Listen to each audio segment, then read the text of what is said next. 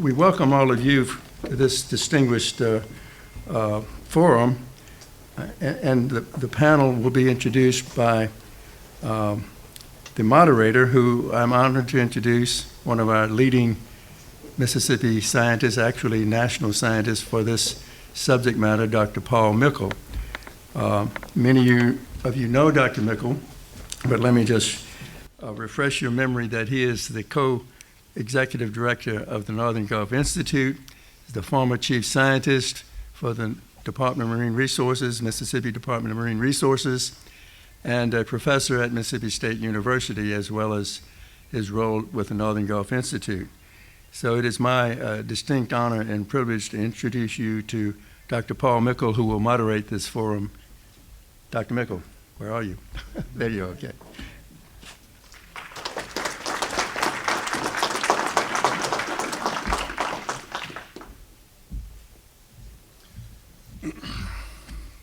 Good morning.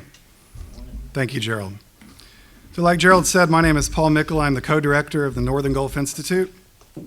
Today, USM and MSU will present the applied research that we are currently executing under a competitive Go Mesa award that Harrison County acquired and is working with the Mississippi Sound Coalition. I would like to thank Mississippi DMR, Mississippi DEQ, Harrison County, and so many of our elected officials and our community for making this issue a priority. I'm extremely excited because after many years of research by myself and many others, we are at a point to produce a report capable of impacting policy directly. So let's first do some introductions, have a little background, so we're all up on the same page. The Bonnet Carré Spillway is a simple concept, but it gets complicated very fast. So my job today will be to provide some background as we lead into the scientific work that we're in the middle of and that we're so excited about. We felt that this event would provide a good briefing. All right, at the end of the briefings, we will have a Q&A and we'll have the panel up here. So I encourage you to ask as many questions as you like. We've numbered the slides, so we're going to have questions at the end just so we don't fall behind and keep on track with time, but I'm sure we can answer any question that you have with this panel here today. But first, I'd like to recognize some elected officials in the room. We have Ken Taylor here from Jackson County Board of Supervisors, Chris Vines with Roger Wicker's office, Al Campos with the City of DeViberville, Julie Miller with Congressman Ziezel's office, Marlon Ladner with the Harrison County Supervisors, and Kenny Glavin with the City of Biloxi City Council. So thank you very much. Thank you for coming. Okay. All right, so this particular group is made up of a team called the Western Sound Science Collaborative. We work on many issues, but today we are going to talk exclusively about the Bonnet Carré Spillway, specifically Bonnet Carré Spillway tipping points.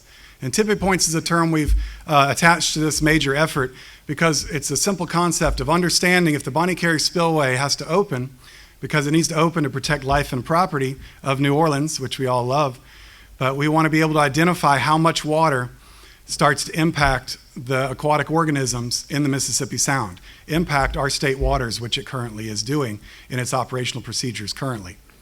So we want to identify when the Bonnet Carré Spillway is utilized. No one's ever really looked at how much water can we take, at what month, at what temperature, during what spawning season.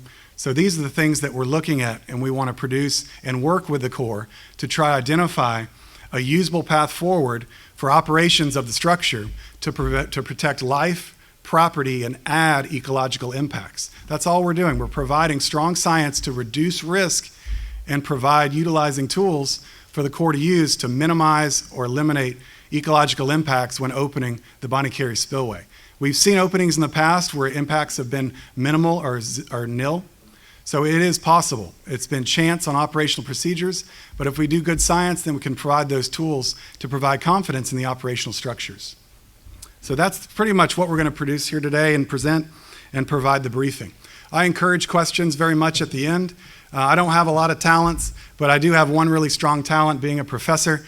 I have the uncanny ability of making any dumb question sound amazing. I rephrase it right away after you ask it, and I make it sound really intelligent and smart, and then we answer it.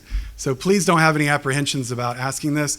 This is probably the first type of briefing that we provided to the public. So please, we encourage questions. We're really going to base our success on our interaction with you all here today. Okay, so let's do introductions to the scientists and jump right in. This group is made up of 7 professors from 4 departments and 2 universities. We have a total of 227 peer-reviewed scientific journal publications. Without question, this is a highly respected and accomplished group of scientists. First up is Dr. Wiggert. He is a water quality modeler, professor at USM in the School of Ocean Science and Engineering. To briefly highlight just a few of his accomplishments, I will include his competitive research awards totaling $25 million and 70 publications, and has collaborated at the federal and state level with entities including Mississippi Department of Environmental Quality, Mississippi Department of Marine Resources, Gulf of Mexico Alliance, NOAA, the Army Corps of Engineers, and the Mississippi Center of Excellence. Welcome, Dr. Wiggert. Okay, next up is we have Dr. Kambal-Zoglu, a fellow water quality modeler and professor at USM School of Ocean Science and Engineering. To mention just a few highlights, his research has been highly productive and includes collaborations and multiple publications with the Naval Research Laboratory, the Army Corps of Engineers, the Mississippi-Alabama Sea Grant, NOAA, National Academy of Sciences, and the Gulf of Mexico Alliance. Welcome, Kamal. Next is Brandy Armstrong, a research scientist at USM School of Ocean Science and Engineering. Ms. Armstrong works on most of the projects mentioned with Dr. Wiggert and Dr. Kambal-Zoglu's introductions, and is currently the president of the Oceanic Engineering Society. Welcome, Ms. Armstrong. All right, next is our ecologists. Next is Dr. Milroy, is a professor at USM's School of Ocean Science and Engineering. Along with many peer-reviewed publications, Dr. Milroy is the winner of the Outstanding Faculty Teaching Award at USM and sole author of a textbook titled Field Methods in Marine Science, From Measurements to Models. Welcome, Dr. Milroy. Next is Dr. Kim DeMussert, who is an associate professor at USM in the Division of Coastal Sciences of the School of Ocean Science and Engineering. Dr. DeMussert works with countless groups at the state and federal level with 39 peer-reviewed publications and currently serves as the associate editor of the North American Journal Fisheries Management. Welcome, Dr. DeMussert. And lastly, we have Dr. Alarcon, who is a professor at MSU, the Northern Gulf Institute. He has authored more than 50 peer-reviewed journal articles, chaptered 10 book chapters, named the Researcher of the Year by MSU's Geosystems Research Institute, and associate editor of 3 scientific journals. His hobbies include crocheting doilies and attending Star Trek conventions. I totally made that last part. Welcome, Dr. Alarcon. Okay, so let's go ahead and jump into it. Like I said, the agenda is going to roll through a quick, brief background so we're all on the same page and understand the layout of the science that we're doing and the spatial designations of the models. And then we're going to go into some water quality modeling, ecosystem modeling, and then finish up with some nutrient modeling that follows into harmful algal blooms. This is a basic briefing. It is based to really inform and give you all a true explanation of how we're doing what we're doing and the products that we're going to hand the state of Mississippi, Harrison County, and the people of this community when we're done. Okay, so a little bit about the Mississippi Sound. I guarantee most of us in this room, this is a complete echo and a repeat, but I'll go fast, but it is truly amazing. I guarantee I'll say some stuff you haven't heard yet. But very quickly, it's a very large estuary. When you think about it, it's estuaries within estuaries. We have Back Bay, Biloxi, we have Bay St. Louis, and then we have the Barrier Islands. So we have a true intricate salinity regime in space and time. The bays are more fresher. The Mississippi Sound's a little bit saltier once you get past the islands, the Barrier Islands like Ship and Horn. It gets even saltier and you start entering marine waters. So when you think about that and add an east-west component, and then when you add freshwater inputs such as natural rivers, and then when you add an anthropogenic flood control device, which is a humanly operated fire hose that turns on and off to prevent flooding, the aquatic organisms of the Mississippi Sound have a lot to deal with. But what's got us excited is we know that the Mississippi Sound can perform at an incredibly high level. The production rates, the growth rates are literally second to none in the Gulf of Mexico. When you think about oysters, spotted sea trout, and the age classes they go through as reaching adulthood before reproduction. The Mississippi Sound can produce what it used to. Maybe not at the levels it used to, but it can. All we have to do, in my mind, if we get the water chemistry right, the water quality right, things are going to start going our way. I'll give you my promise. I'm optimistic and know it, because if we all have relatives here, we've seen these pictures. It used to be the seafood capital of the world in the 1920s, identified by Congress.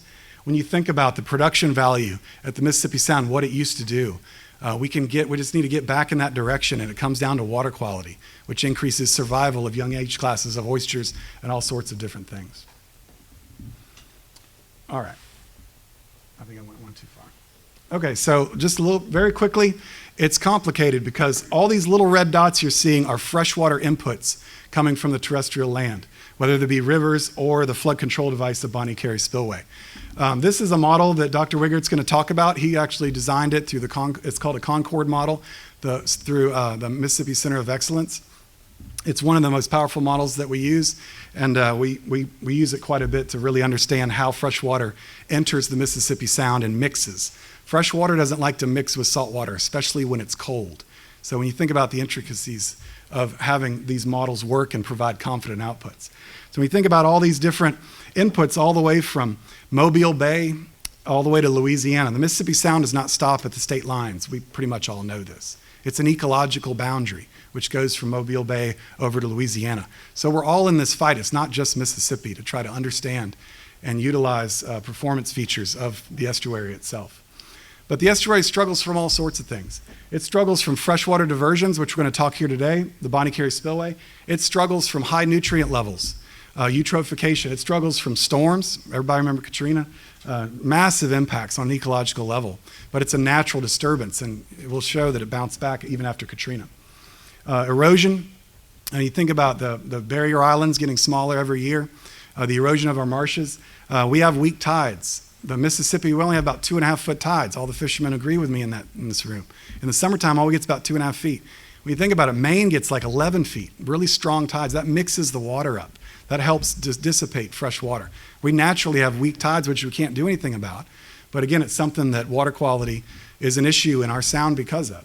So taking out priorities, what do you tackle first? Getting us back to that beautiful picture of all those oysters back in the day. You have to really understand and move forward and think about, tackle the biggest issue first, something that we can potentially control, which is diversions, and today the Bonnet Carré Spillway.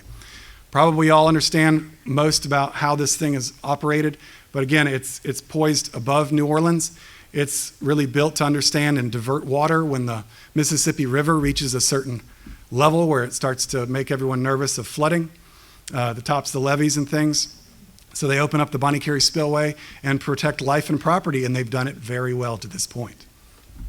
There's the location of the Bonnet Carré Spillway. It moves into Lake Pontchartrain and starts moving out through the Wrigley's into the western Mississippi Sound, and we're going to show that here today of how it actually works.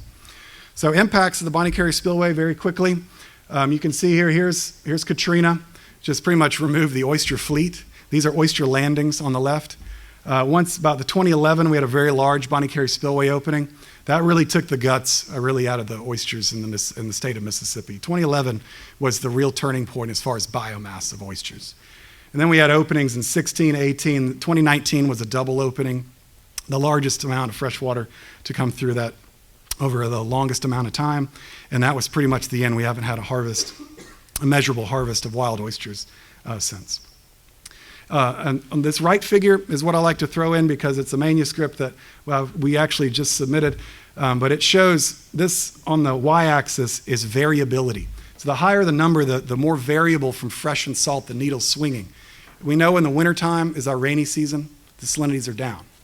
In the summertime is our dry season, salinities go up. Estuaries are supposed to do that, but a normal swing back and forth. Because of a lot of factors, and the leading factor, what this paper is arguing, is the Bonnet Carré Spillway causing the highest amount of variability. When that thing opens, it spirals our Mississippi Sound out of control from a salinity standpoint. And these are years with high oyster mortality. So once you really get above a needle swing from fresh to salt of about 8,000, microsiemens, you really start to understand between these different, we're really out of control, and the Mississippi Sound just becomes so fresh. The oysters are osmo-stressed, is what the salinities are too low, and mortalities go through the roof. But I like to include this because this year, in 2018, the Bonnet Carré Spillway did open. It was a smaller opening. It was a potential opening that we could work with in certain other circumstances, and oyster mortalities were very low, almost normal levels. So the Bonnet Carré Spillway can be operated, but in high flood years, obviously, they have to keep it open longer. But we'd like to do some quantitative science to try to understand where that needle is, where they can release water and still minimize impacts. Okay? We all remember 2019. I don't want to harp on this, but we all went through it. We all understand what happened. We saw cyanotoxins in our waters that have never really been documented this far from Lake Pontchartrain. We saw this green water all the way over toward Jackson County. It's really unprecedented. So when someone says, well, does Bonnet Carré Spillway really cause impacts? There's really no argument there, which people are still trying to make in some circles. And we all understand the marine mammals impacts, the highest mortality we had seen in the stranding database we had really ever seen. So when you think about what the Bonnet Carré Spillway has done to this point, this is something we really need to understand, and this is what this group's going to portray here today. I'm going to go through this very quickly. This is another model that we use to try to understand water movement, but we used real data, measured data, and then model data, and we try to get them together and try to understand and get the real data acting like the model data, because that's when we get confidence in our models. This is my last slide. We're going to work through. We know what water quality we need. That's what this three-dimensional box at the bottom is. We know exactly the water quality we need to get back to, because we've had historical years of high production of oysters, shrimp, and crabs and fish. We know the target we need to get to. So it all comes fairly simple. Then we create a water quality model that we're going to present here today. Then we're going to look at two ecological models. The water quality, once they identify tipping points, when salinities get down in certain areas at certain levels, then they're going to transfer the outputs from this model to the ecological models, and then they're going to try to study and understand the habitat suitability and the survivorship and production of the food webs that may be struggling at certain levels of freshwater exposure. And then once we get there, we can just dial it back. So we're kind of going backwards, and then we can find out how much water to release from the Bonnet Carré Spillway. It has 350 gates. It's a very old structure. It's operated under an extremely old protocol, but we feel that in an open space of science and reducing risk, that we can operate this structure in its present form in a way to minimize Bonnet Carré Spillway, normal Bonnet Carré Spillway openings. Let me be clear. In 2019 was a massive opening. There's probably not much they can do. They need to open it to protect life and property. But other openings, I think we can reduce. If we take an oyster hit every 10 years, that's a heck of a lot better than every year or every other year. We can never get back if we're taking a freshwater hit every other year. It's just not going to happen. And I think hopefully we all agree with that. So I'm going to stop talking, but I appreciate it. Hopefully I provided a background. We're going to jump into the modeling of these stages as it feeds in, and then we'll open up for Q&A. Okay, I'm going to hand it over. Thank you.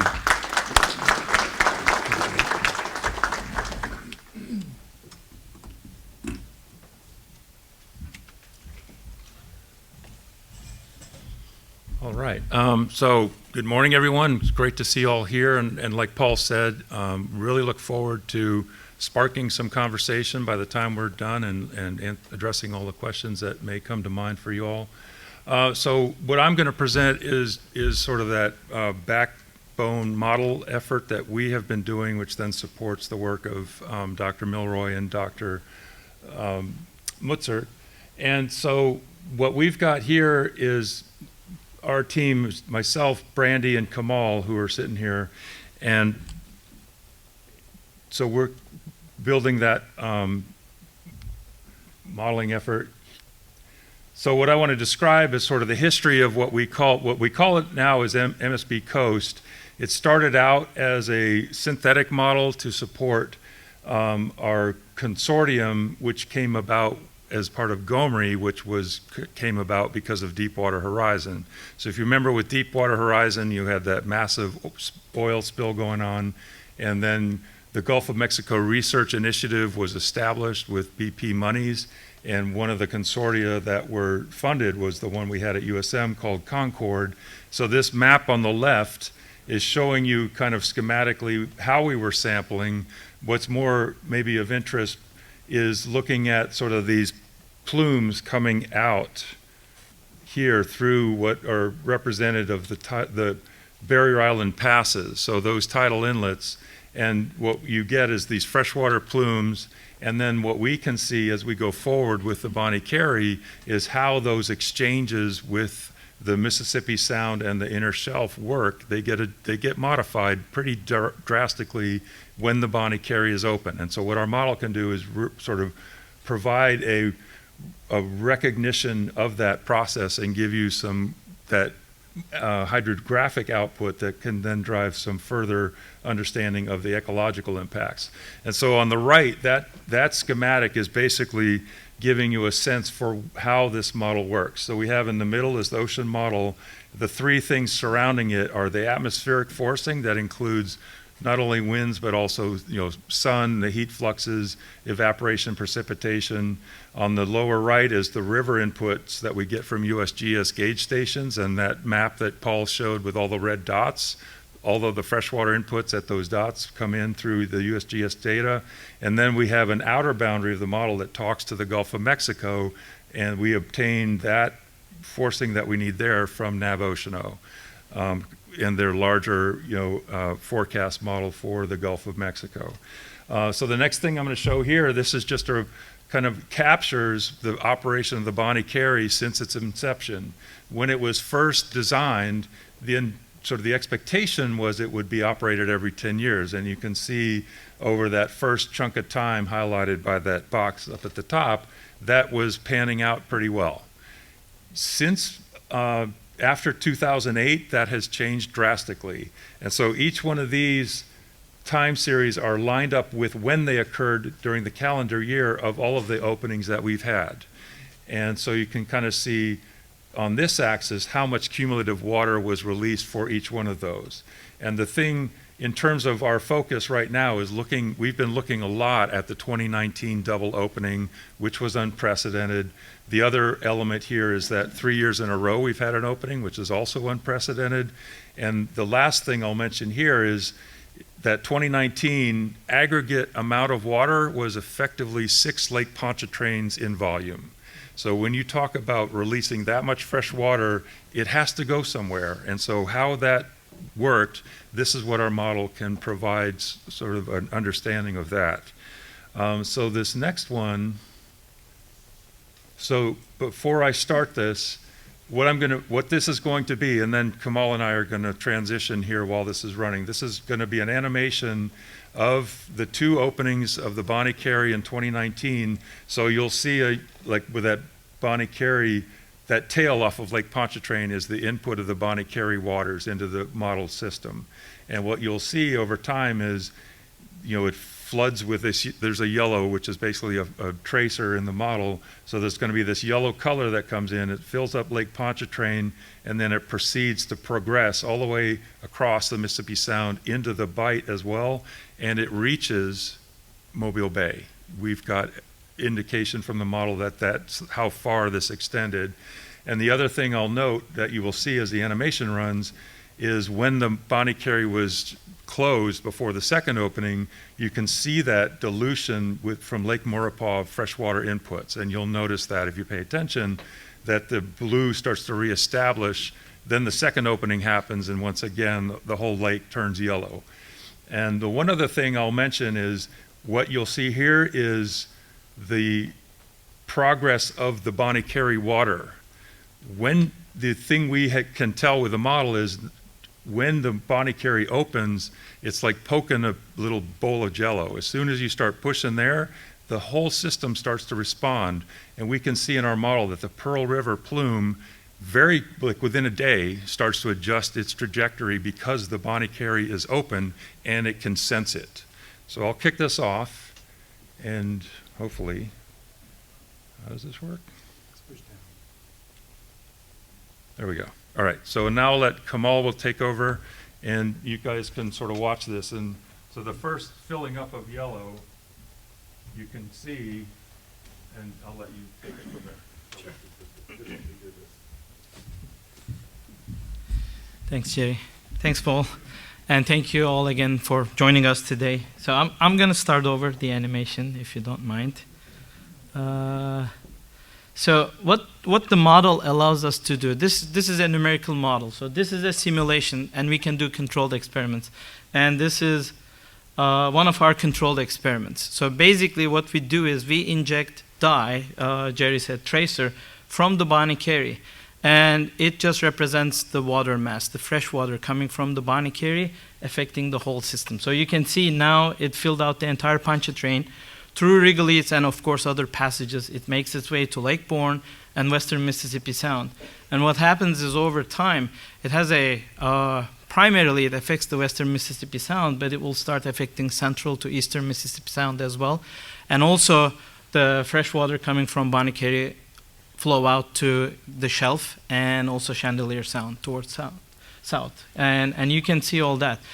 So what the model allows us to do, this is basically a physical modeling system, and it, as Jerry mentioned, so under the effect of winds and atmospheric conditions, so it allows us to simulate this circulation in the estuarine system. So we can see how the circulation varies in the estuarine system. And other than these controlled dye experiments, of course, the model gives us results for physical parameters like currents and water levels, and also water quality parameters like temperature and salinity. So then what we can do is, here on this slide, I focus on the salinity because salinity is one of the biggest stressors for oysters in the Mississippi Sound. So these, the figures on the left and in the middle are surface salinity plots during the 2019 Bonnet Carré Spillway openings. So what we do is we create what we call twin experiments. Again, these are controlled experiments, and we can switch on and off different parameters in the model, allowing us to do these experiments. So the figure on the left, you will see actually BCS, the Bonnet Carré in a circle there. It's the floodway of the Bonnet Carré Spillway. So in that experiment, it's realistic conditions. It's the 2019 conditions based on what Army Corps reported, fresh water coming in through that floodway into Lake Pontchartrain, like you saw in the dye experiment. And also, like Jerry mentioned, through USGS cases, fresh water coming from natural rivers into the system happening simultaneously.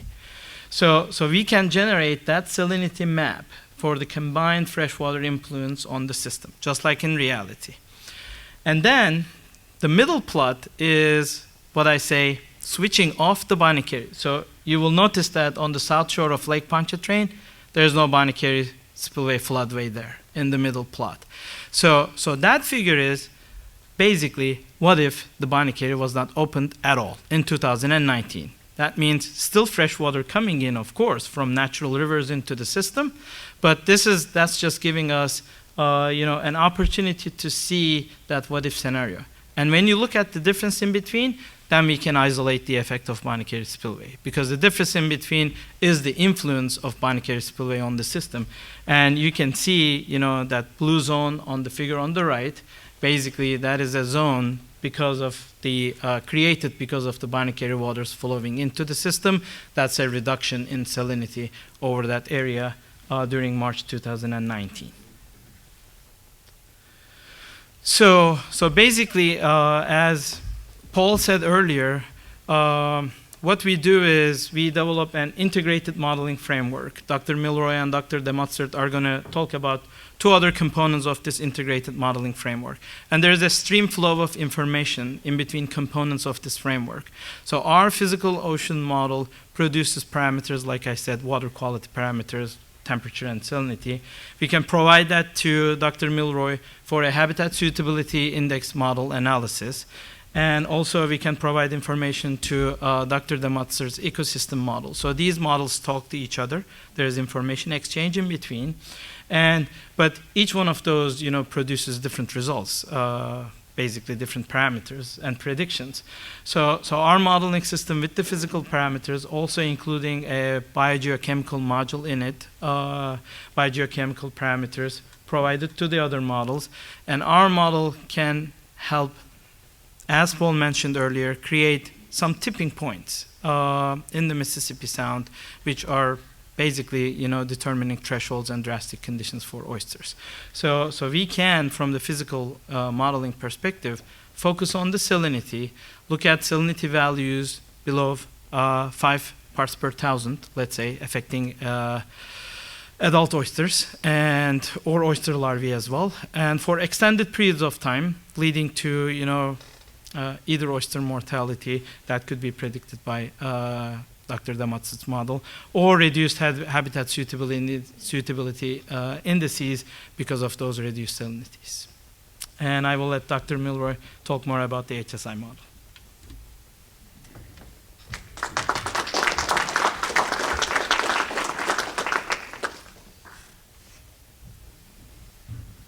Thanks, Kamal, for the perfect segue, and thank you all for being here.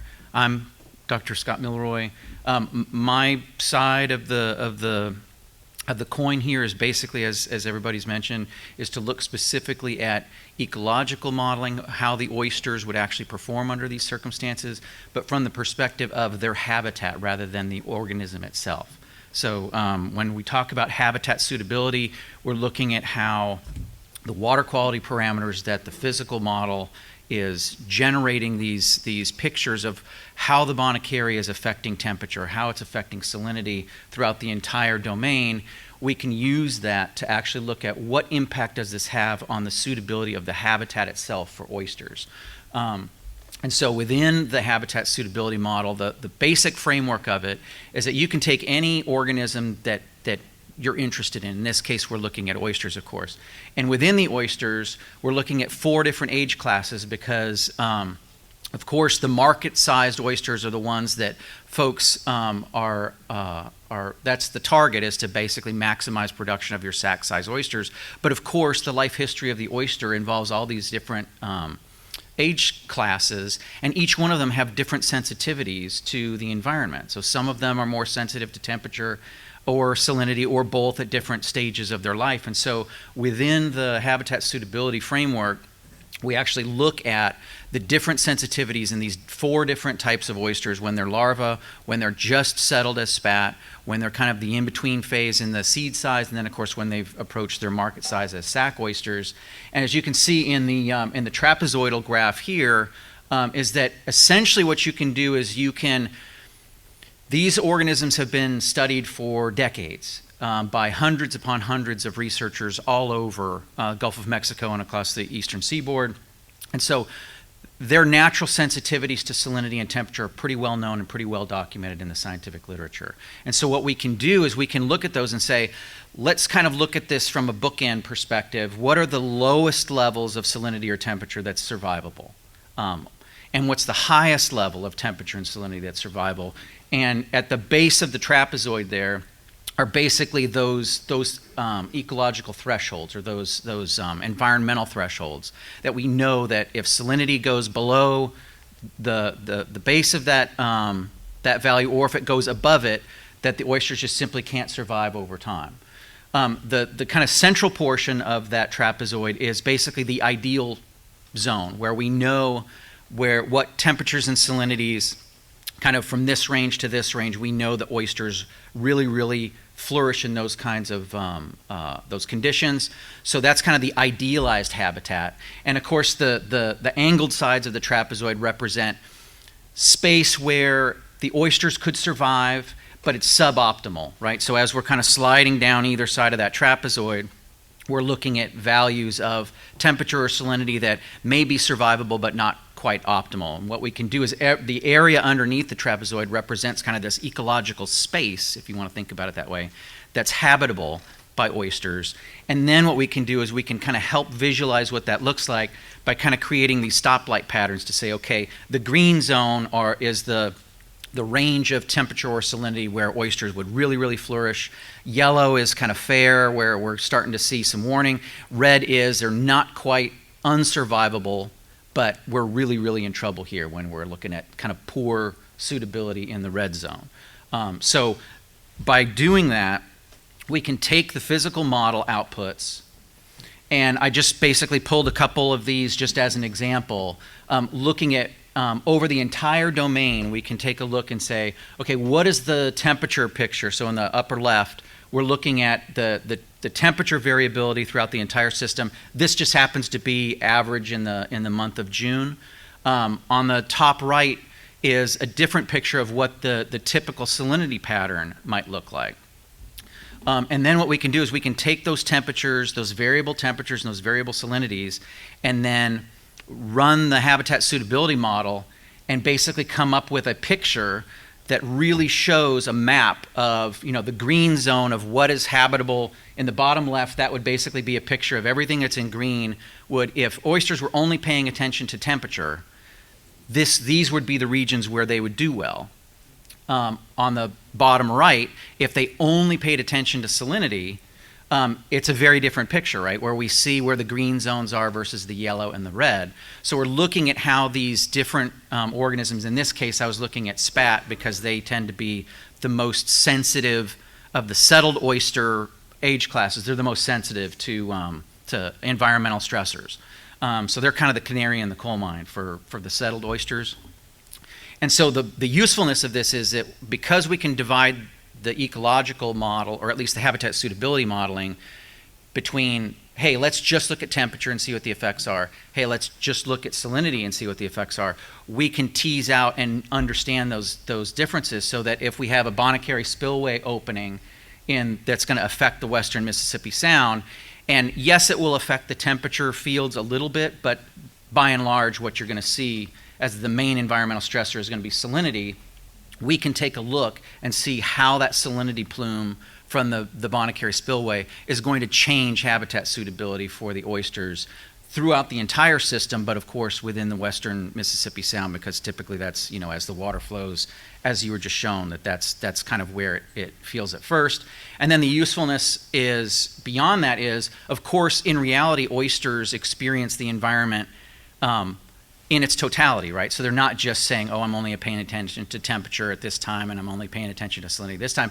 They're paying attention to both of them. So we can do a combined effects model and marry the separate habitat suitability index models into a combined effects model, which takes into consideration both sensitivity to temperature and salinity simultaneously, and come up with a different picture. And this is just kind of a zoom in of the western Mississippi Sound, because that's where all of our legacy settled public reefs are. And we can see that, and this is just under normal kind of typical climate average conditions in the month of June for spat. As you can well imagine, if we have a Bonnet Carré Spillway opening that's just flooding the system with fresh water, this picture would change dramatically, because we'd see obviously the sensitivity to salinity really, really impacting the habitat suitability. And so in this concept of looking at tipping points, if we're looking at normal conditions being maybe in the yellow or the green, the fair to good habitat suitability, that then becomes degraded to poor or even unsurvivable because of a Bonnet Carré Spillway opening, that's basically what we're defining as a tipping point insofar as the habitat suitability. So this is just defining kind of how conceptually how the oysters are experiencing their habitat. But if we're really looking at trying to make predictions of oyster biomass and growth and productivity and even their mortality, actually calculated as mortality, we need to go the extra step and basically look into and use Dr. DeMutzert's ecological model, which gets into a lot more detail and how the oysters actually function on a biological level. And so I'll toss it to Dr. DeMutzert to take over from here.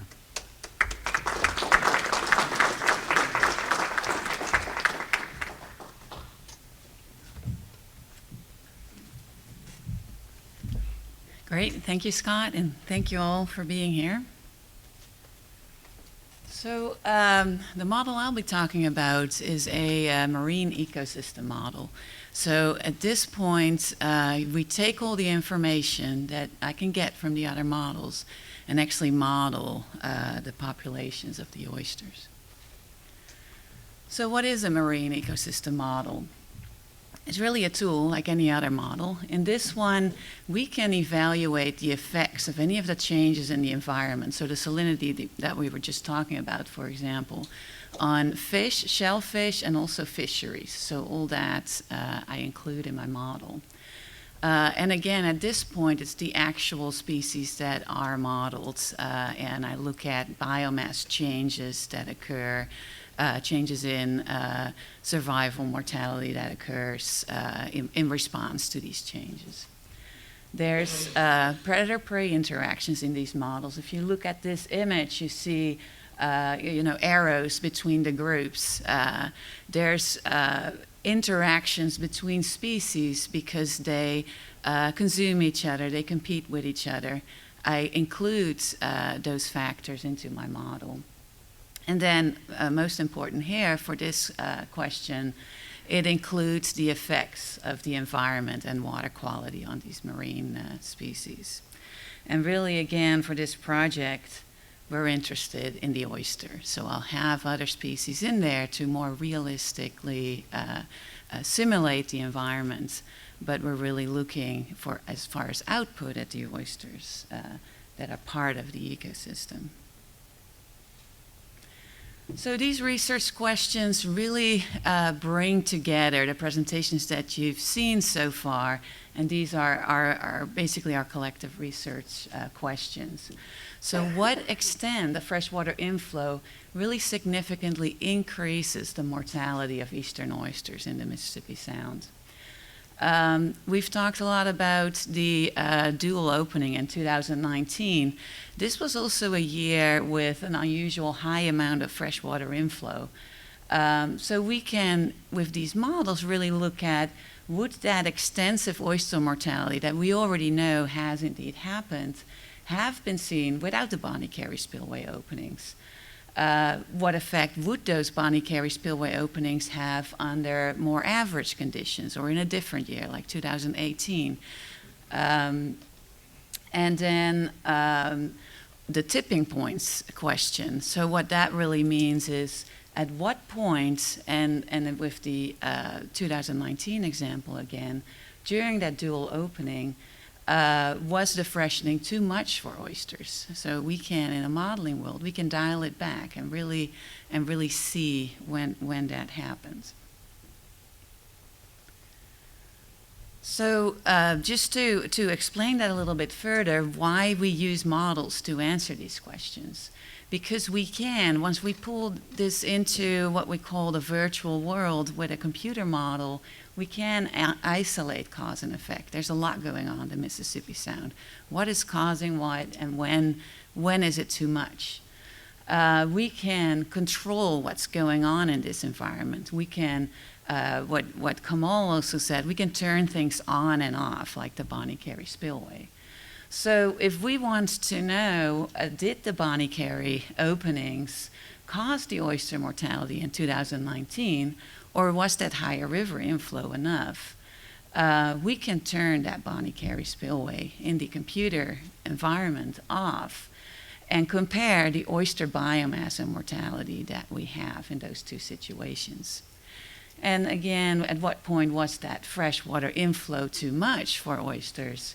We can reduce the time that Bonnet Carré Spillway was open and determine at which point that mortality falls within a natural range. There will always be natural mortality, so we're going to compare it to that. At what point was it significantly more than what would naturally occur? So this marine ecosystem model is very data-driven. So I'm lucky in this environment with how much data has been collected here. There's several state and federal agencies that do surveys in these areas, look at oysters, look at fish, and all the dots that you see, the different colors, represent the different agencies collecting these data. All the data that you see here is actually included in the model so that we most accurately can reflect in the natural environment.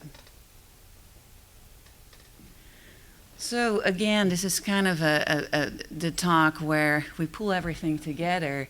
What you've already heard, these models are coupled. So let me walk through that one more time and add a timeline. When do we think we can do these things? So that hydrological model that you saw that will model the salinity and the temperature, those scenarios will run from January to June of this year. That output will go to the Habitat Suitability Index models, and that work will mostly occur between June and August of 2024. And then all that output will go into my marine ecosystem model. So you can see how much connections there are. This is the northern Gulf of Mexico. In this case, I'll make a more focused area of Mississippi Sound and the area that you just saw with the data for this project. Those scenarios will run from August to December 2024 with development occurring right now. And then we want to make sure that the output that's available is really looked at carefully, peer-reviewed. So we want to finish our work in December, but then the writing and the review of those reports will go through January to June so that we can deliver a peer-reviewed report by June 2025. All right, and that was it for me.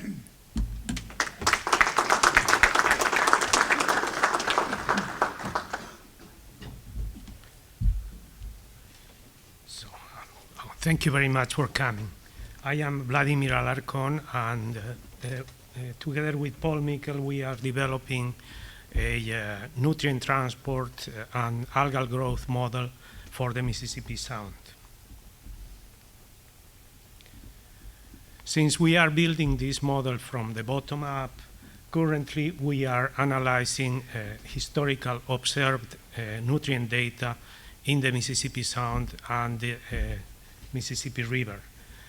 After analyzing the existing data, we will develop a conceptual model and then the computational model that after calibration and validation, we hope that the model will be ready for running water quality simulation scenarios or water quality predictions.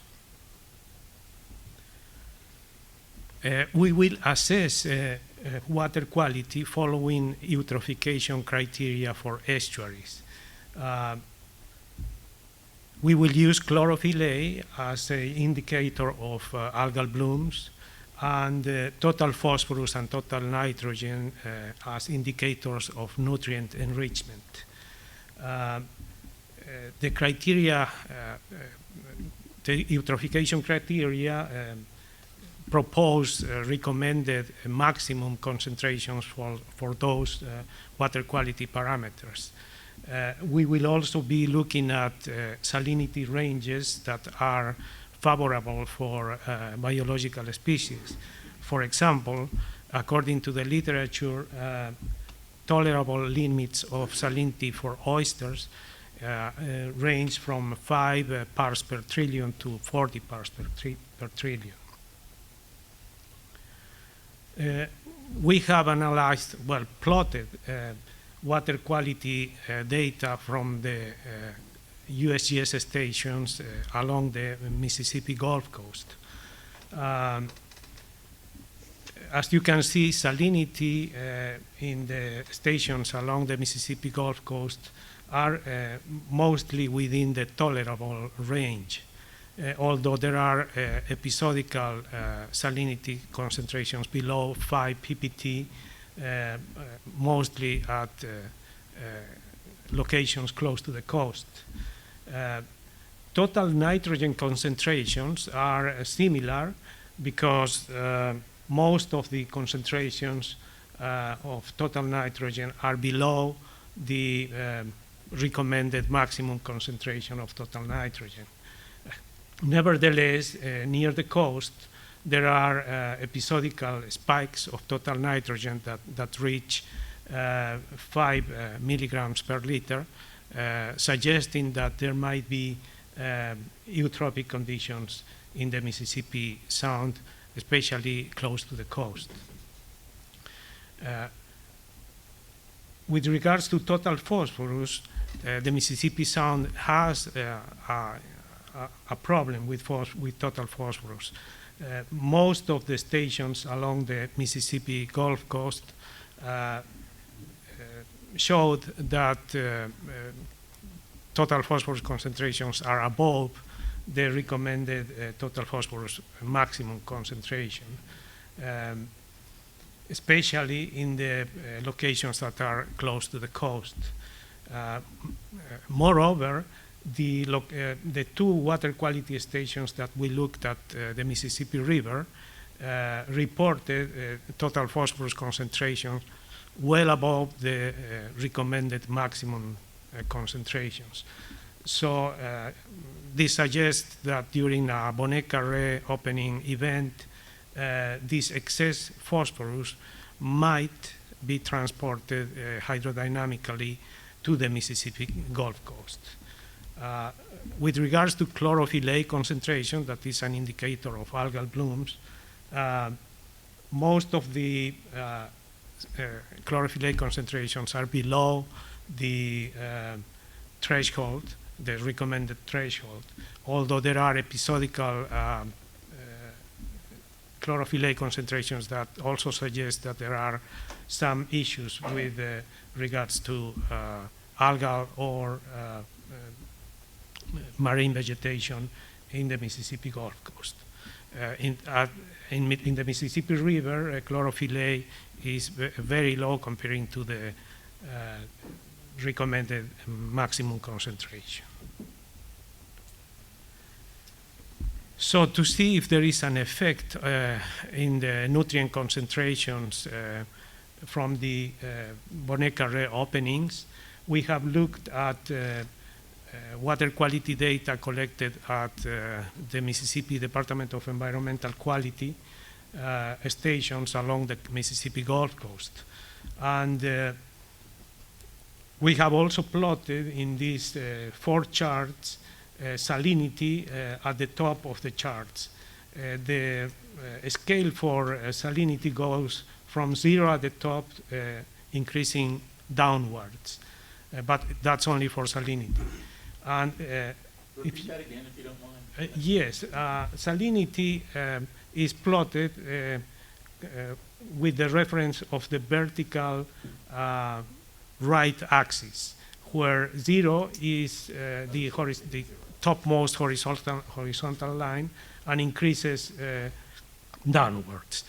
We did this because we can compare if salinity or the behavior of salinity and the behavior of total phosphorus and total nitrogen together. And you can easily see here that during the Bonnet Carré openings, the salinity concentrations in 4 locations along the Mississippi Gulf Coast reach concentrations below 5 ppt. And of course, that's outside the tolerable range. So the effect in salinity, as the previous speakers have said, is direct. The effect of the Bonnet Carré spillway openings in salinity is direct. Nevertheless, for total nitrogen, that is the orange line, and total phosphorus, that is the green line, the effect of the Bonnet Carré opening is not evident. Although for the station that is located at the western part of this small map, located in the lower left hand, we can see that total nitrogen goes drastically or decreases drastically during the BCS opening. Nevertheless, the relationship between total nitrogen concentrations in other locations is not as evident as in the first location. Total phosphorus, again, does not seem to have a direct relationship with the Bonnet Carré opening events. We have also plotted turbidity, water turbidity, chlorophyll A, and total suspended solids for 2019. From those three water quality parameters, only turbidity had some relationship with the Bonnet Carré Spillway opening events. Chlorophyll A concentrations were above the the recommended maximum concentrations of chlorophyll A, but we couldn't find a direct relationship between the opening events with the water quality constituents that we want to track. So that's why we recommend that if we want to ascertain the effect of the Bonnet Carré spillway opening in the water quality, especially nutrients in the Mississippi Sound, we should make continuous water quality monitoring. With regards to modeling of the transport of nutrients in the Mississippi Sound, we would need ideally daily monitoring of water quality before, during, and after at least one opening event, so that we can develop a reliable nutrient transport and algal growth model. And that's it for me. Thank you very much.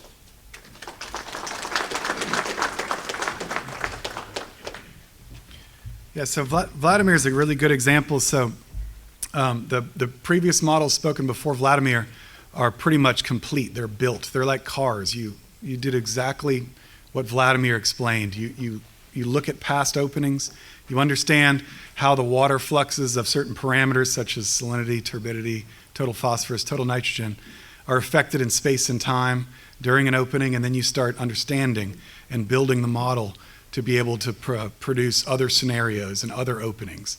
And again, that's the whole concept here. We're trying to understand, be able to create openings in a computer space to understand in space and time, maybe how we can, the Bonnet Carré Spillway can be open to minimize ecological impacts. So it's a very simple goal, but it gets very complicated very quickly, as you can see. But I just want to say, before we get into the Q&A, we're fine on time, but I just wanted to say, when you think about and the positions I've had to this point, I've been lucky enough to work in research and science, in the management arena, in the research and academia arena, all around the world, and in the Gulf of Mexico especially. And look at the 5 Gulf states. They're great modelers in the Gulf, but no state has 6 modelers of this caliber. It's just, I think you have to give the credit to the administrators at USM and MSU, and the figureheads at our marine resource agencies to allocate funding, our legislators to allow science to come front to this level. So I'll just say we're lucky and blessed that we have leadership at those different institutions and levels, and leadership in the political arenas to allow a team like this, because a lot of us can't understand how we rank scientists, but please take my word when you think about how we rank ourselves in our little circles of peer review publications. That's how we identify it, because when you publish in a journal, you send out your papers and they get torn apart by independent peer reviews. And a lot of the times things never get published, but making it to the journal level is that level of how we do it. And this group does it on just a monthly basis. It's truly amazing. And I've added an additional component to that with this group. So we publish in journals, we publish this work, but again, we actually do another level of peer review where we actually allocate funds to the Mississippi Alabama Sea Grant to do another peer review where they actually search internationally for peer reviewers and send it out to them and do it on an independent level. So I want it to be so stringent. When we wave something around, I really hope it causes the impact, and there's a lot of confidence by the communities, our scientists, the scientific community, and managers, and hopefully the Army Corps of Engineers. Because they're on our side, we're just trying to help them reduce the risk, because we don't want to see any flooding as well. But we need to provide them these tools, and we're excited about that here today. With that, I'm going to open it up. We have microphones, I'm pretty sure, that'll float around if you have a really loud voice, or I can repeat the question.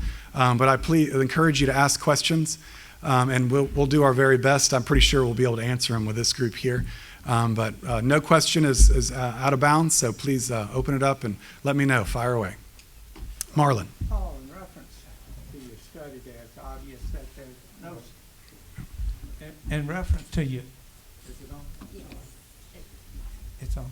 In reference to your study, it's obvious that apparently we know that the opening of the Bonnet Carré Spillway in 2019 did adversely affect the salinity, if I understand what you're saying. That's correct. However, the phosphorus and the nitrogen and the chlorophyll, there's some uncertainty. We don't have that locked down whether the opening did in fact. Now, your study that you're doing, hopefully at some point will tell us by your modeling if the opening of the spillway does or does not affect the chlorophyll and the nitrogen and Sure. et cetera. Is that what we're shooting for? I mean, and just to be clear what we're Sure. trying to Absolutely. find out.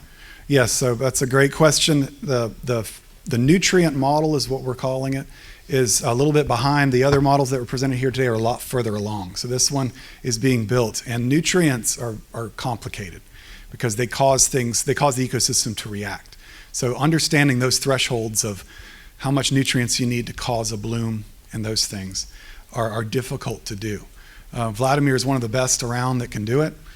He hails from Bolivia via Santiago, Chile, and I invited him with open arms because he can do this.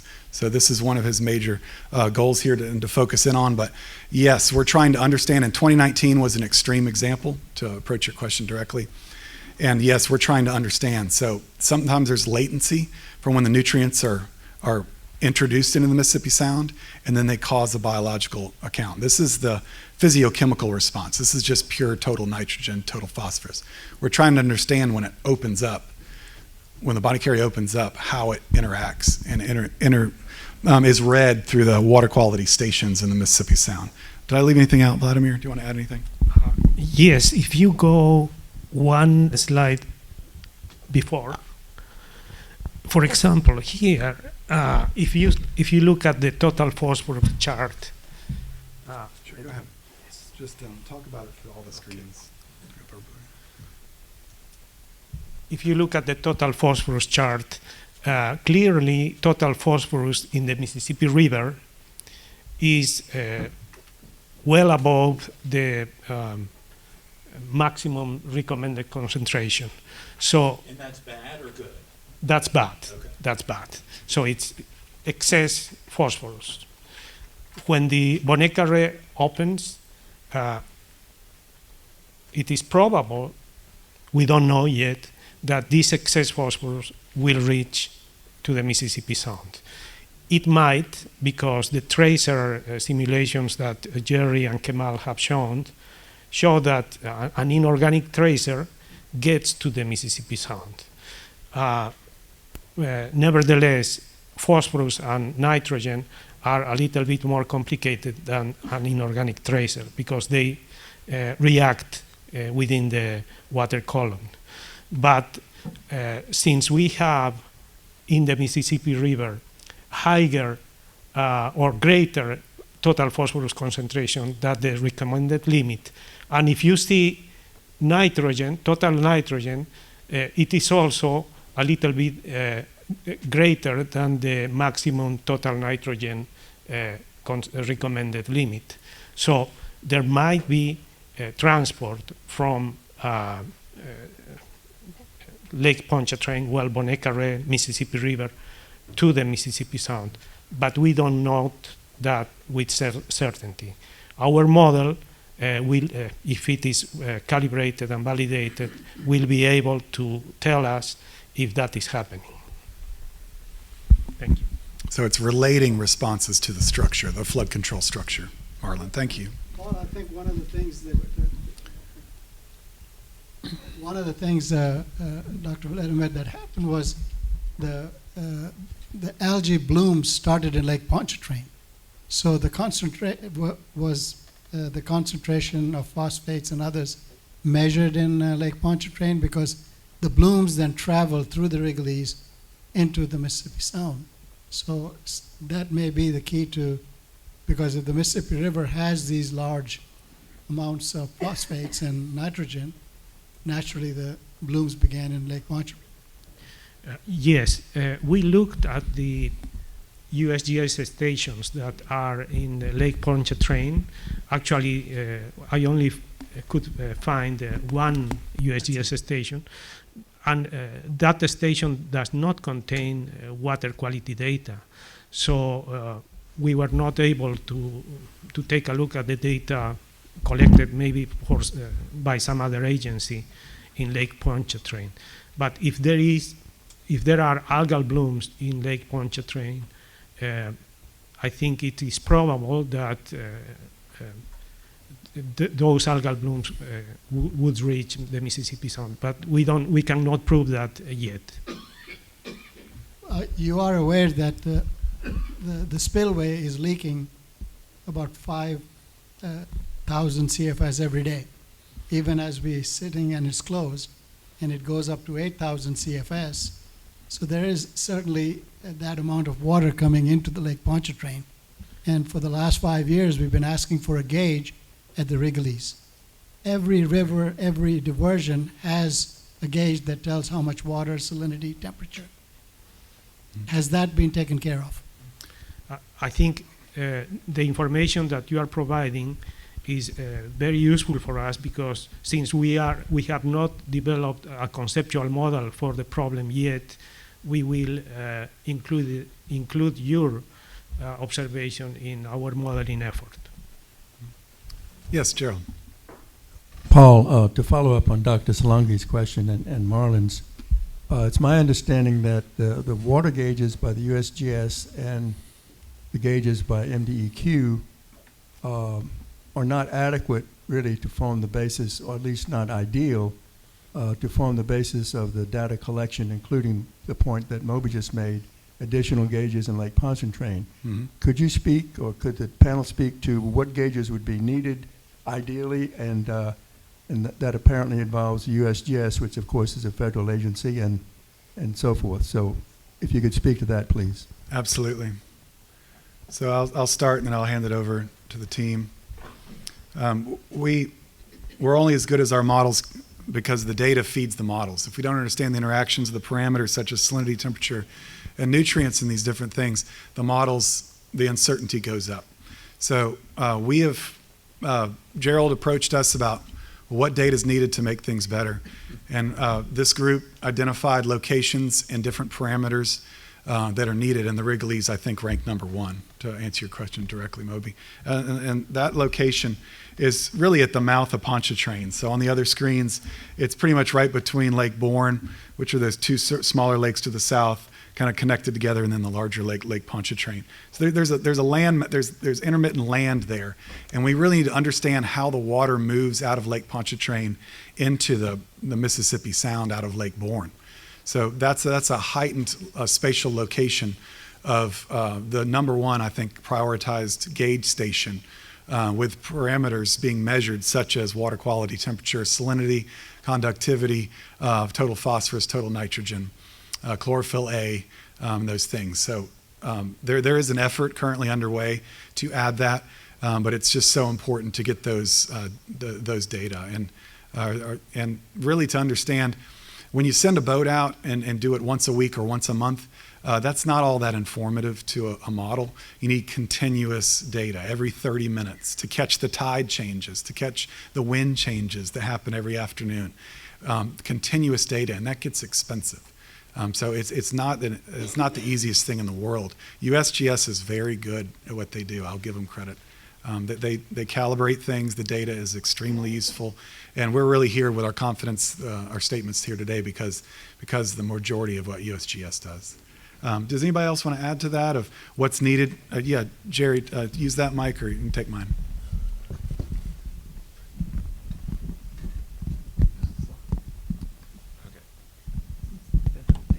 It's on. Is it on? Mhm. Yeah, okay. Yeah, and I just want to sort of follow up on what Paul was mentioning, and the Wrigley's that you bring up. I mean, there's basically two, and they're pretty narrow, primary connections between Lake Pontchartrain and the rest of the western Mississippi Sound. One is the Wrigley's, the other is Chef's Pass, and there's about a 70-30 or some partition between how much flow goes between those, that they account for that connection. The thing that would be useful is definitely the understanding of that flow, like the flux between them. There's also an exchange. Like one thing we see in the model is with the Bonnet Carré opening, and you throw all that water out. Eventually, when you stop, there's the system tries to set back to where it usually is. So there's ocean water out on the shelf, and what we can see in the time series of salinity is how that response of resetting what Lake Pontchartrain should be works. And it's very sensitive to those two pathways, and we've also started looking at the new canal connection that we've added.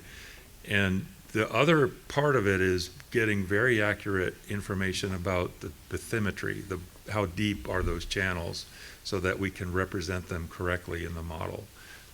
And I don't know, Kamal, if you want to elaborate, or? Yeah.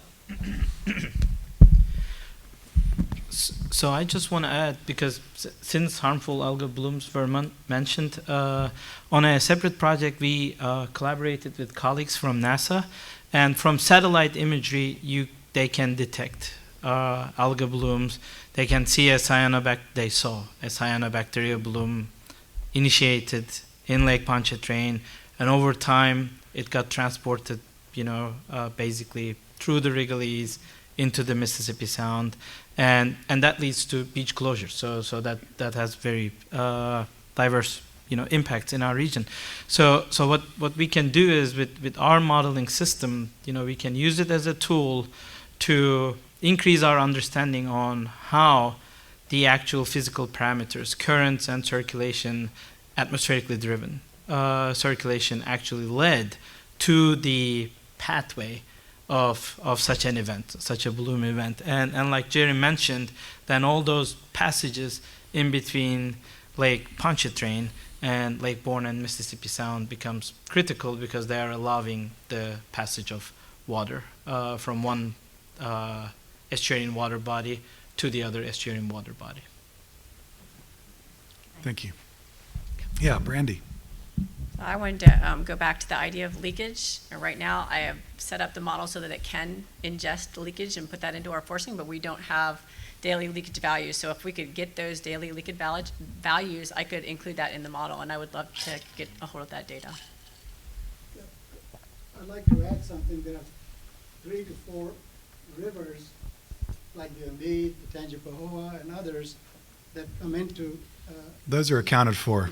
Lake We Pontchartrain. we account for And every they do freshwater. have gauges that tells you how much CFS is coming in. Yes, we And are accounting for those rivers. Yeah. But the problem is with the leakage, which could be from 5,000 to 8,000, Yeah, there's and no- that's something, if you have something on the Wrigley's, we'll be able to give you a combined analysis of what's coming through. right. Wrigley's and the other pass. That's correct. Thank you. Yeah, yes, sir. You get him the mic. Yeah. It's coming. Thank you. Thank you. Are any of the models, as we work towards a solution and mitigation of risk, I'm curious, are any of your models factoring in the capacities of the Morganza spillway as a relief in terms of, how we ultimately, the Corps ultimately balances Yep. the risk? Great point. Because, it's an easy answer. Sure. Very quickly for folks in the room, the Bonnet Carré Spillway is one flood control structure in an arsenal of flood control structures on the lower Mississippi River. The flood of 1952, Congress allocated the Lower Mississippi Flood Control Act. which identifies different structures that they built over time to allocate and divert floodwaters when they happen. It works great. The Morganza Spillway is an alternative spillway that protects Baton Rouge from flooding. It's right above Baton Rouge and it points to the west. It actually dumps water into the Atchafalaya Basin away from the Mississippi Sound. So that's a structure that could alleviate and shorten Bonnet Carré Spillway openings that have occurred. There is a modeler in Louisiana that has looked at this, looking if you operate both of these structures in concert, you reduce the water coming out of the Bonnet Carré Spillway and obviously potentially reducing impacts. So this is one thing. To answer your question directly, we're looking at the Bonnet Carré Spillway only because we feel like that's the best strategy for Mississippi to say we can do this, and that opens up the conversation of, well, if we add to it, if the Corps looks at other alternatives of operating additional structures, that reduces it even more. But it gets very complicated. We want to bite off what we can be confident about. When the models get too many things going, the uncertainties increase and the confidences start to go down. I want to release a report with this group that we're so confident we can wave it around and say we're going to have reduced impacts if we do this. If Morganza is brought into the equation, I don't think there's any argument that'll reduce them even more. So we're taking an approach that creates the conversation to cause policy change. So, Paul, can I Absolutely follow up a little bit? So in terms of including the Morganza into this model, we aren't doing that, but what you could envision is if the Morganza was being operated, that would then reduce the Bonnet Carré, either not use it or use it less drastically.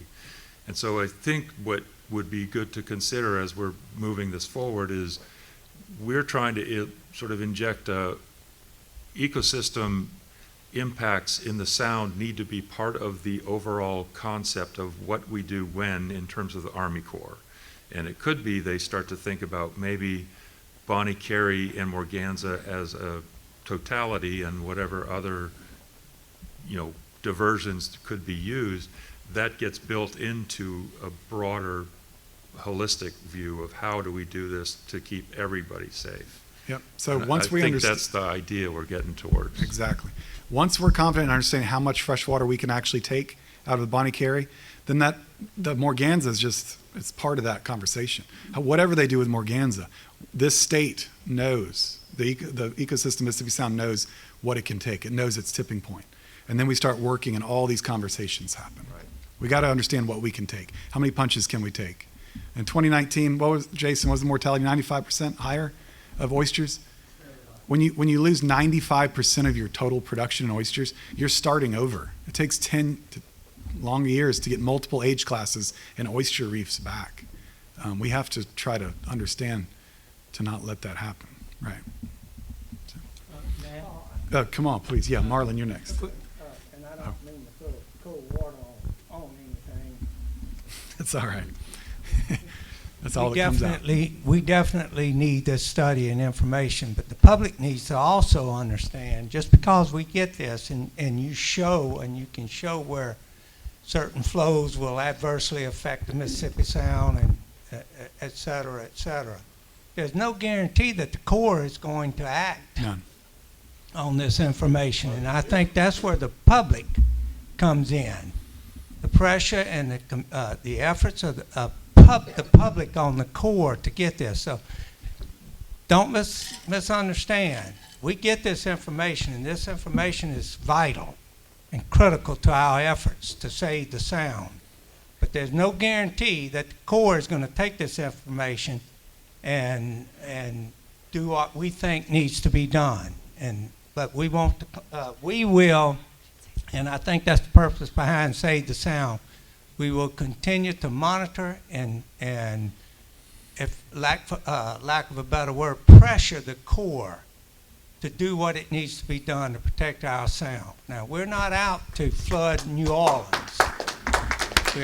We're definitely not that. We understand that their lives and property are important. We don't want that. But I believe there's, as smart as we are as a nation, we can come up with saving the Sound as well as protecting New Orleans. So don't misunderstand. Just because we get this information that the Corps is going to automatically do something. We need to continue to monitor the Corps in its response to the Bonnet Carré Spillway. Well said. Thank you. Well said, Dr. Ladner. And to that point, it's a great point to bring up, but the Corps operates under protection of life and property under the congressional methodologies that are provided to them. They're wonderful at it. We're just asking them to consider adding a third of minimizing ecological impacts, which we think is mathematically possible. We want to show that with confidence. So, thank you. Kamal, did you have something to add? I just wanted to make a clarification because during my presentation, I said we can use the model to switch on and off, different processes or parameters. And it's not just a matter of completely switching off, we can actually modify. So just like what Kim said earlier, to determine the tipping points. So, for example, for the drastic 2019 event, you need to decrease the amount of freshwater volume coming from the Bonnet Carré Spillway into the system so that you can understand where that tipping point happened along the way. So the model, in response to the Morganza question, the Morganza Spillway is out of our study domain, but again, a what if experiment can be created. What if Morganza was open and diverting a certain amount of fresh water simultaneously when Bonnet Carré is operated? So maybe Bonnet Carré is not diverting more than 200,000 cubic feet per second, but half of that, or any scenario can be created using the model. It's not just a matter of completely switching on and off the spillway, which is what I showed on the slide. Yeah, I understand that the Corps' ideas about when to open Morganza is when 1.5 million cubic feet per second. But at the Bonnet Carré, I think they're using a 1.25 That's correct. million. So, yes, perhaps if we could ask the Corps to maybe lower their standards up there when they want to open up the Morganza. Also, the new Barataria Bay diversion below the Bonnet Carré possibly could help take some of the pressure off. Agreed, and there's another factor. Murtis with Cindy Hyde-Smith's office has been a strong proponent of, and they're actually in the middle of it, of digging out the Mississippi River deeper, a lot deeper because of the droughts that we've seen, a lot of push for that. But when you do that, that actually causes the water to get out faster. So that could potentially really help a lot, and that's actually going on right now. So I hate to be so optimistic, but I've got to be until the door gets slammed. But I feel when I was at DMR, if I was confident enough in a population model, I begged my commission to trust me. And I'm going to do that here, hopefully, when we're done with these efforts. And you'll see us get louder with more confidence, and hopefully we'll get to a point where we can have those conversations. The Corps is on our side, but they've just been so successful at this strategy, and all they're doing is following what Congress told them to do. You got to do what your boss says, right? I certainly do, or try to. But anyway, all right. Next question. Yes. So one thing you showed was that the Bonnet Carré Spillway has opened more in the last 6 years than it has in the last 100 years. Microphone right there. So you showed that the Bonnet Carré Spillway has opened more in the last 6 years than it has maybe over in the last 100 or close to that. And is that a subjective or an objective reason? I mean, is it because the river water is rising more each year, or is there a more of a change in the criteria for when to open it, and is that going to continue? Great question. So it's a trend that we've seen of more openings, and they designed it to potentially open up every 10 years. I think Kamal, you said that, right?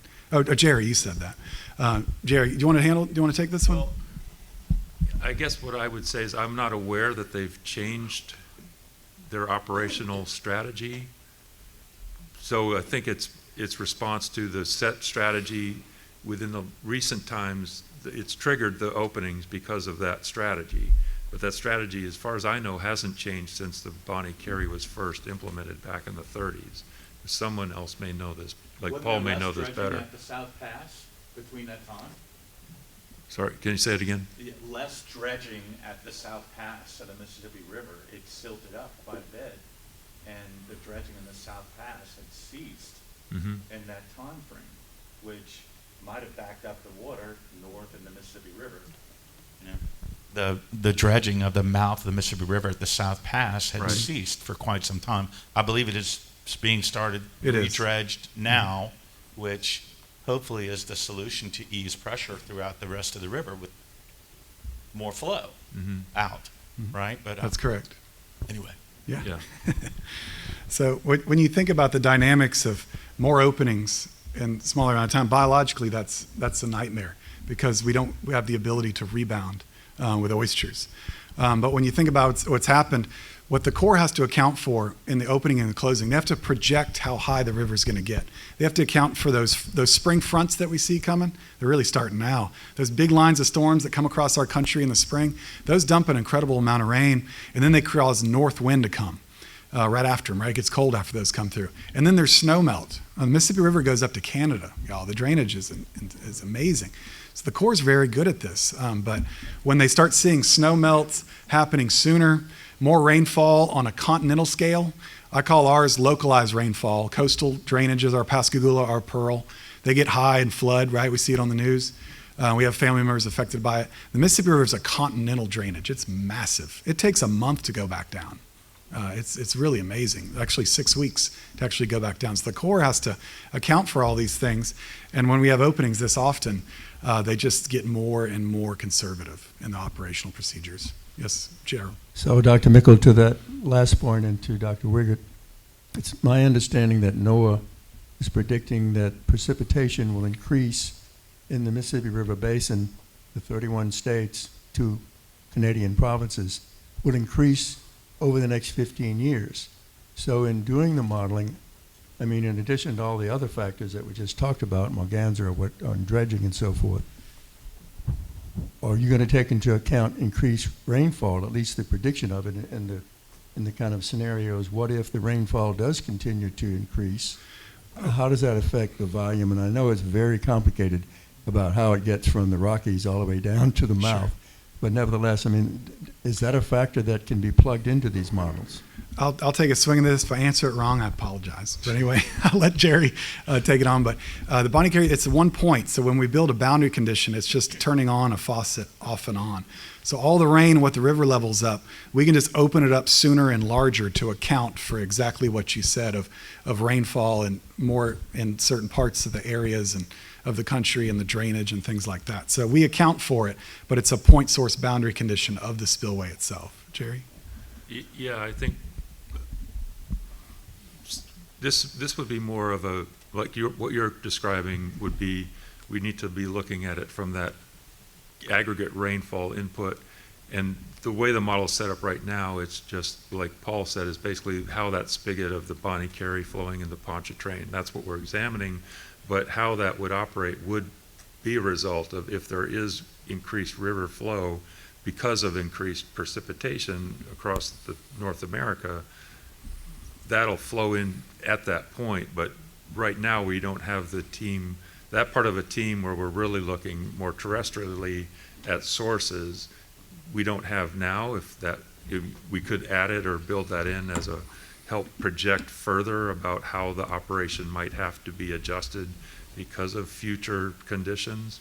I mean, that could be a very useful type of additional thought process to inject of, you know, if we start modifying Bonnet Carré operations, we have to be prepared to continually examine them due to changing conditions. And so I'm going to mention one other thing which we haven't talked about. In 2019, the twin experiment that Kamal showed, what we actually don't know is if you didn't open the Bonnet Carré, whether tipping point would have been achieved anyway. Like whether the Bonnet Carré just extended how bad it was. It was already pretty bad without the Bonnet Carré being layered into, all of the rivers were running really high anyway. So there's an element there of how to think about this. I'm just tossing that out conceptually because we have had this conversation, and when we do the tipping point analysis, we'll be looking at what did it look like if Bonnet Carré didn't operate. We might still have been in pretty dire straits. Agreed. Yeah, well put, Jerry. Yes, any other questions? Yes, sir. Thank y'all very much, USM and Mississippi State and the coalition for putting this together. Are we preaching to the choir? I mean, is everyone here or is the Corps here? And there was a study done in Bay St. Louis last week, or a couple of weeks ago, and it was the Good point. entire study for the Mississippi River. And when we were all together, they're hoping to make a point of the effects of Bonnet Carré Spillway on us. They were like, well, this isn't a study on that. So I hope that your information gets put to the right people and to the right thing. And Mr. Blessing, you got it covered.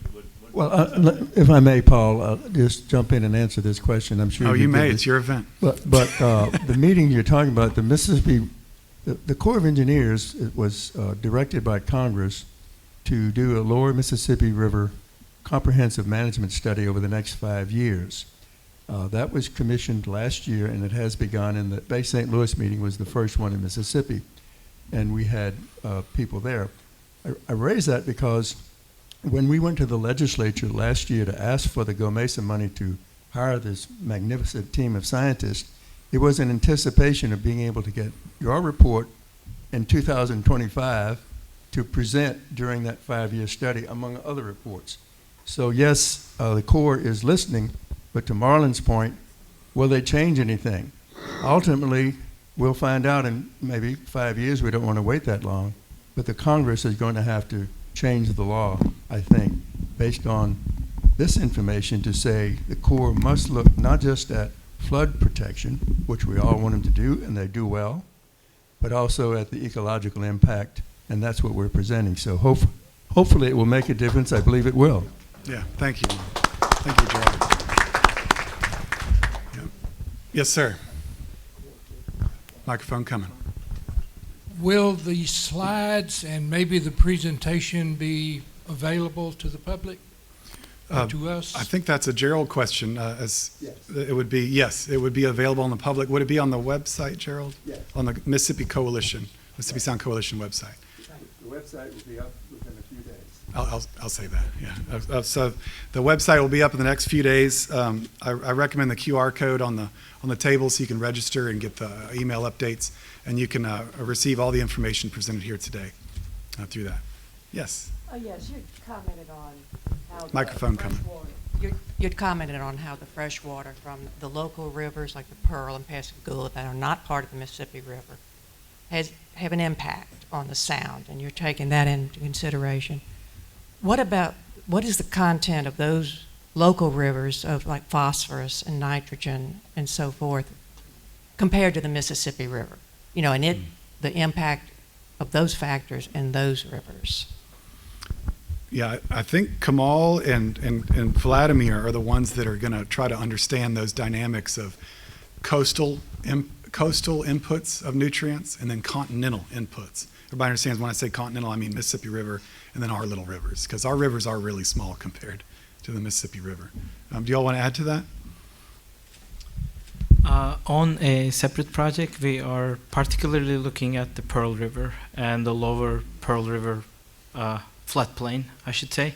We have a separate modeling study looking at, how the Pearl River flowing down from Bogalusa and after the split into the West Pearl and East Pearl, how its discharge actually flows into our ocean model, because like Jerry said, we only have point sources for all the freshwater inputs, including Bonnet Carré and all the natural rivers, like the rivers in the Pontchartrain system, the rivers into the Mississippi Sound, and if you noticed in the main, the whole Mobile Bay is included, so the rivers flowing into the Mobile Bay as well. So, but we have one particular study focusing on the Pearl. As far as the nutrients, I think Jerry might be or Vladimir might be the best to answer. Well, so I think my quick response would be, like, you've seen what they're worried about in terms of the Mississippi River flowing onto the Louisiana shelf, and they have that dead zone, which is exacerbated by the agricultural runoffs of that Mississippi River drainage. And for them, that's the big driver on that dead zone. So it's a low oxygen regime. it's not as, I would say the rivers going into the Mississippi Sound are not as drastically polluted in that sense. But there is also the potential for building partnerships with, you know, the folks running all those agricultural sort of enterprises to think about ways. I mean, there's conversations to be had about how to try to prevent those runoffs from having those pollutants.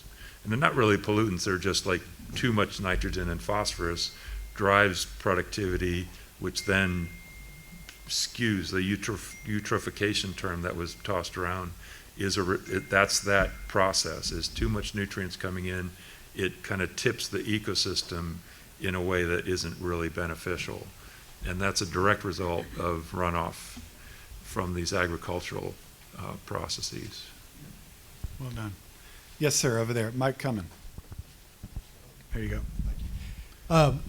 Thank you guys for providing this information to us. I haven't heard any mention about the Breton Sound Diversion Project, and I'm sure that's because it's more of a speculative issue at this point, whereas Bonnet Spillway is something you can deal with in a more quantitative manner right now. But will this modeling that you're constructing be available, and will you guys be charged or commissioned to study the impacts of the proposed Mid-Breton Diversion Project?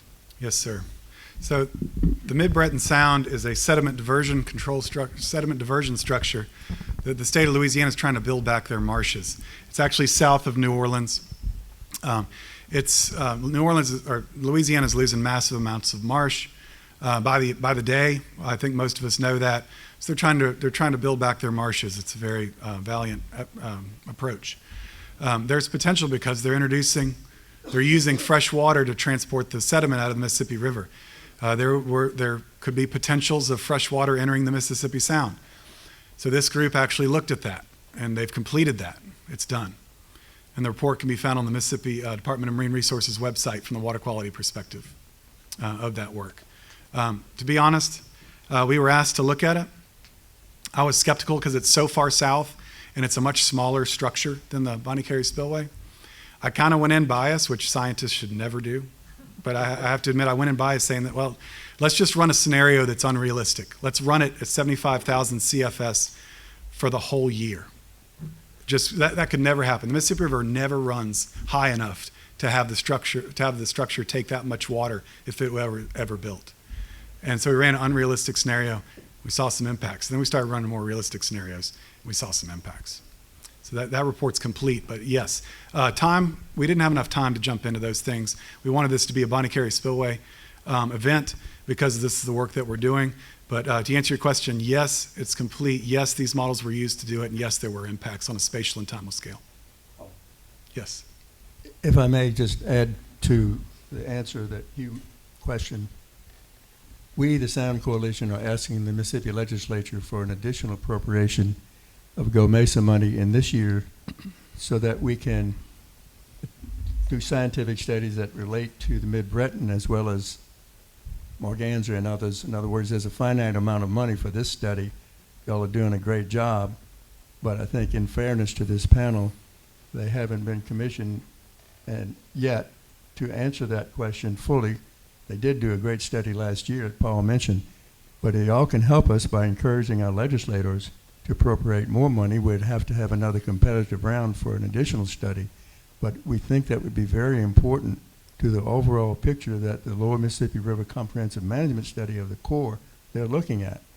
And why not look, for instance, what would happen, and maybe y'all can comment on this if you may not know the answer, but what would happen if the Bonnet Carré is open like 2019 or anywhere close to that, and the Mid-Breton diversion is going on at the same time? Jerry did that. Go ahead, Jerry. So Yeah, yes, so- we did exactly what you just said, Jerry. Right, so 2019, the Bonnet Carré impact was so profound that it sort of blocked the Mid-Breton release from propagating up into the Western Sound. If you pull the Bonnet Carré out of there and the rivers were more normal, the model really shows that the Mid-Breton could be an influence on the bottom salinities, which is what we were sort of using as our key for how will it affect the oyster reefs? And that Mid-Breton diversion, if it's operating without other things in play, will affect those Western Sound regions that we're concerned with primarily. So, I mean, we have that indication already. And, you know, exploring it further is something we could do. And I will also mention there's a follow-up, there's a sort of part 2 of our sort of investigation that Scott has been reporting on, which is waiting for public release by DMR. And that was looking at the habitat suitability analysis based on our hydrodynamic model report. That's sort of in the works. As soon as it can hit public domain, it will be available. What's holding up the release? Probably processing a Q&A, QC, making sure that when they release the report, it's taken and it can't be changed. So we do our peer review, they do their peer review. So, Paul, if I could just comment a little bit about with regard to that, it was basically the same concept that I showed with the habitat suitability index modeling, is that the modeling that was done, not only with this study, but the Mid-Breton Sound, so if there is an impact to salinity or temperature or both, you can visualize that impact on habitat suitability, and you can also do that with the way that the model has been set up to say, okay, let's run it under different scenarios. What if the Bonnet Carré was open? What if the Bonnet Carré was closed while Mid-Breton is open? You can isolate the effects of each, and you can isolate the either improvement or degradation to habitat suitability attributable to those things. So again, all those details are in that report, but like was mentioned, we're just waiting for a public release of that. Yeah. Models are very good at running scenarios and manipulations. And if y'all have ideas of additional scenarios, we're open to them. So y'all lived here longer than all of us have. So understanding the sound is something we need help with, because we use that information to execute model structure and execution. Yeah. Paul, if I may, a follow-up to Dr. Milroy and really the whole panel. We keep talking about the Western Mississippi Sound as the location of legacy natural oyster reefs, but there are legacy natural oyster reefs in Biloxi Bay, in front of Gravelines Bayou in Jackson County.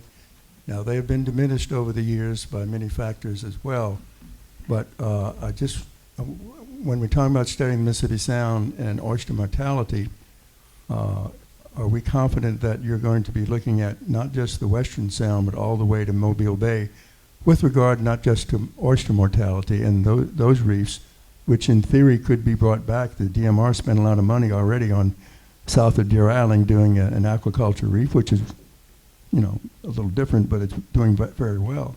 So I guess my question is, Dr. Milroy, whether or not the rest of the sound is also being looked at, not just the western portion. So the simple answer to that is yes, the entire sound in that report we looked at, and in fact, the image that you're seeing up here now, the entire model domain, we did that for the Habitat Suitability Index model, includes the entire domain. So that includes the marshlands in Louisiana that are part of that model. It also includes Mobile Bay in the model. So that whole picture has been done, and I will add that not only were oysters and habitat suitability looked at for oysters, the different age classes, we also did an analysis of brown shrimp as well. As requested by DMR. As requested, exactly. And so all of that information is present in that report, and hopefully will be available very, very soon. Oh, one last thing. You had mentioned mortality. Just to be very specific, habitat suitability index models can't predict survivorship or mortality or anything like that beyond, like, if you just conceptually say, oh, the value is beyond the lower limit of survivorship or above the it doesn't predict mortality rates or anything like that. It just basically says, is this suitable habitat or is it not? To really understand more complex questions about growth and mortality, you need a more complex ecological model like Dr. DeMutzert runs. Correct. Yes, ma'am. So, we got you. So, cutting to the chase, as our summer season begins and our tourists arrive, what is the advice as scientists that you can give the consumer what will you tell them? Because I know we go to Mobile to get Murder Point oysters. And then when I go to a restaurant to eat oysters, I say, where do they come from? They're coming from Texas. And then we went through a period here in Mississippi where we would not eat our own seafood. You know, so how safe are we? What is the current status of what the consumer needs to know? Sure. I always eat Mississippi seafood. There was no point in time where I ever stopped. But anyway, I guess the message that we'll say is that understanding the dynamics of seafood safety is, in America, it's the most regulated in the entire world. I really fear about imports. I don't eat imported seafood because I've been to those countries and seen how it's created. It's just a different way of doing things. But the regulatory process of the seafood safety industry from FDA of our federal government is so strict that when it's safe, when DMR and the public and the media says it's safe because of what we've measured in the science and the regulatory process on the state and federal level, it is safe.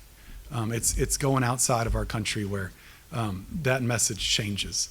But we had seafood closures during the BP oil spill. I don't think we had any closures that I may be incorrect. During 2019, I don't think there were any closures. I know we tested a whole lot. But again, it's not like no one's looking and that it was really ever unsafe. But if the consumer, to answer your question directly, if your consumer demands that they're eating American seafood and it's on the table in a restaurant, it is safe to eat. Yeah. Now, the raw shellfish, there are warning signs on those for reduced immune systems, things like that. But again, that's right. It's on the menu. So this is the safest place in the world to eat. And you can argue with me all day, but I'll probably win that one. So. Any other questions? Well, yeah, please. I see one over there, and you, Marlon. Yep, we have 9 minutes left. Go ahead, Marlon. Fine. I think, and again, this is not exactly in y'all's purview of what you're trying to do, but I would like, if you wouldn't mind, have Robert address the Corps', for lack of a better way to put it, attitude in reference to their statements concerning the opening of the Bonnet Carré Spillway and the damage to our oysters, and what they said in our response, if you don't mind, Robert. Sure. Hey, I'm Robert Weigel. I've had the good fortune to be working with the Mississippi Sound Coalition for a while. And make this short, what the Corps of Engineers has said about the impact on oysters of Bonnet Carré Spillway openings is that there will be an impact, but it will be short-term, and the oysters will repopulate, and the reefs will continue to perform their function, which is something that we really have not seen borne out. If you look at 2011 and if you look at 2019, things are knocked out for a long period of time. Now, I hope the oysters come back, and I hope the Corps is right that they will come back, but I think it is clear that they will not come back quickly, and certainly, as I think one of our panelists mentioned, if we get these major openings that drive the habitat to an unsustainable level on a regular basis, then you're not going to have that. But the Corps has not acknowledged that yet. And to go back to a previous question, the Corps' position about operation of the Bonnet Carré Spillway is that they do not have any discretion, that Congress has told them to open it under certain conditions, and that's what they're going to do. That is not necessarily correct, but I think Dr. Ladner's point that we've got to let our politicians and everyone else know, well, if we need direction from Congress to protect the Mississippi Sound, we need to be letting our representatives know that's what they need to do. Yeah, and I think the model showed that Louisiana and Alabama have potential impacts as well from what you've seen here today. So we're not the only ones being impacted by Bonnet Carré Spillway. Louisiana is massively impacted as well. So it's important that we have a loud voice. I'm a scientist, so I don't get into that, but you know, with my administration of my institute, I take a Sean Shake redemption approach, and I send emails every day until they get mad and do something. So. All right. I think we had one last question over here. I thought I saw somebody raise their hand. Yes, sir. During the 2019 event, the Bonnet Carré was opened. How many other spillways were opened at that time to relieve the volume of water? I don't definitively know the exact answer to that question, but I know Morganza was not opened. That's all I know. None were open, just Bonnet Carré. I'm not sure about that, but anyway, I know Morganza wasn't not opened. Yep. Okay. Well, thank y'all so much. I really appreciate the questions. I really appreciate y'all coming down and enjoying this. Thank you to our panelists. They did a great job. They're passionate about this. They're obsessed with it. They won't stop until we're on a tight timeline. The results of the initial models, the water quality and ecological models, some of the results in form will be presented at the Bays and Bayous meeting of November 19th and 20th in Biloxi, Mississippi. It's very large marine science, and it involves Alabama as well. So that'll be an exciting time as we start to get some results and some confidence in some of the things that we're learning here and understand, and tools that we can provide to cause potential reduced impacts and change. So thank you all for coming, and we really appreciate it. Thank you. Please feel free to register with the coalition with a QR code on the table. Thank you.